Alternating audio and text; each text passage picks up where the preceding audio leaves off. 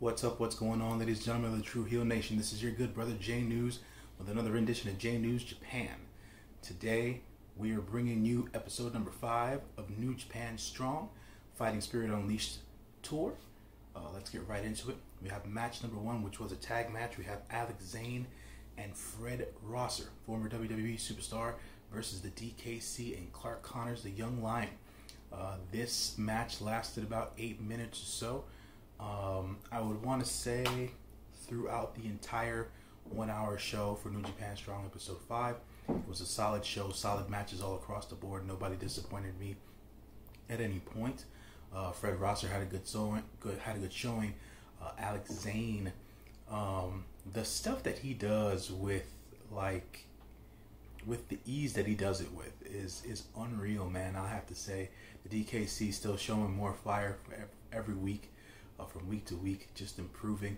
Clark Connors just being that intense fighter and wrestler that he is. Fred Rosser hit the gut check on the DKC to get the pinfall victory. They did try, or didn't, not necessarily try, but they were starting to develop a tit for tat kind of brewing rivalry between Fred Rosser and Clark Connors. So we might see a singles match between Clark Connors and Fred Rosser down the road on NJPW Strong. The second match of the night, we had a one-on-one match between Carl Fredericks and Misterioso. We all know how I feel about Misterioso, but this match was solid. Nothing impressive from Misterioso here. Carl Fredericks, another solid match, another solid one-on-one match. The match lasted about 7 minutes or so, and Carl Fredericks won the match, hitting his finisher, the Manifest Destiny. Nothing necessarily of point here, just to say that Carl Fredericks got another win. Still being a little bit disrespectful to his singles opponents and stuff like that.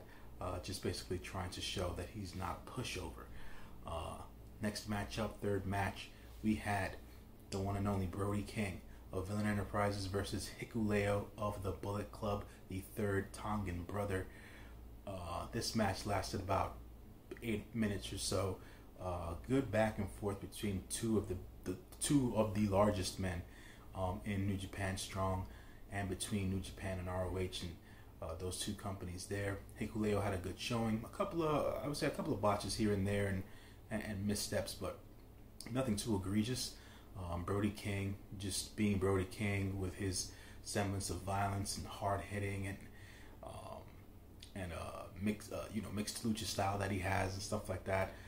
But the Bullet Club yet again looms large in NJPW Strong, as Hikuleo got the clean win on Brody King in this match. Then we have the last match of the night, the main event, the Mercenary, Flip Gordon of Villain Enterprises versus Jay White of the Bullet Club, the leader of the Bullet Club, King Switch, as he likes to be referred to nowadays.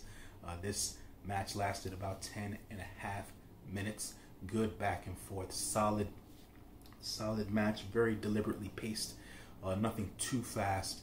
I would say, which is kind of a I would say usually the opposite of what I see Flip Gordon work match style wise, because usually works a very fast paced, high flying style.